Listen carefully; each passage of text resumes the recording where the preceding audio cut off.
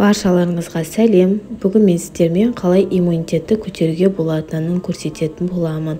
Ол үшін мен каналыма подписаться етіп, лайк басып, комментарий қалдыруды ұмытпаңыздар.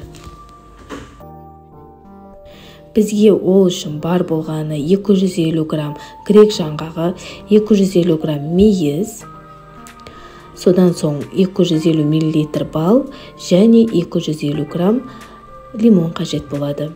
Осылай барлығын чоппердан өткізіп, немесе чопперларыңыз жоқ болса, не болмаса мясорубкадан осылай ұсақтап алуларыңыз қажет болады. Міне менде чоппермен өте жақсы ұсақталды.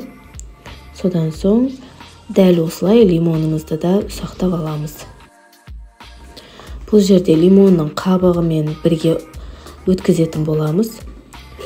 Иммунитетке ең керекті витамин С осы лимонның арқасында иммунитеттарыңыз жақсы көтеріледі. Ал грек жаңғағынан сіздер гемоглобиндарыңыз төмен болса, йод жетіспеген жағдайда өте жақсы көмектеседі. Міне, менде дайын болып қалды. Енді осының барлығын біріктіріп, толығымен араластыратын боламыз жақсылап.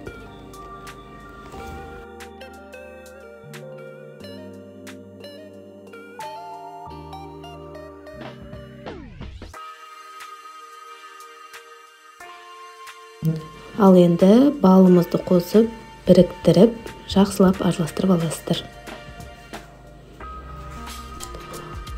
Бұны қай кезде қолданасыздар сіздер?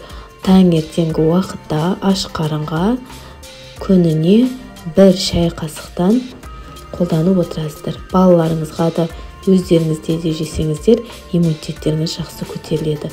Бала кезімде осындайды бізге анамыз жасап беретін, өте жақсы көмектеседі иммунитетке. Сіздер де жасап көріңіздер. Жасалуы да оңай, ингредиент та көп кетпейді.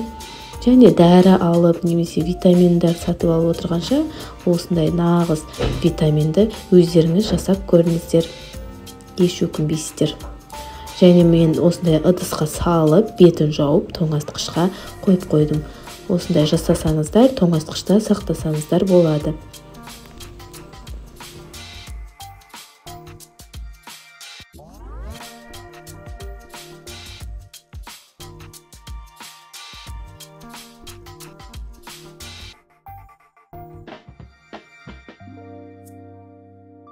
Міне, дайын болды.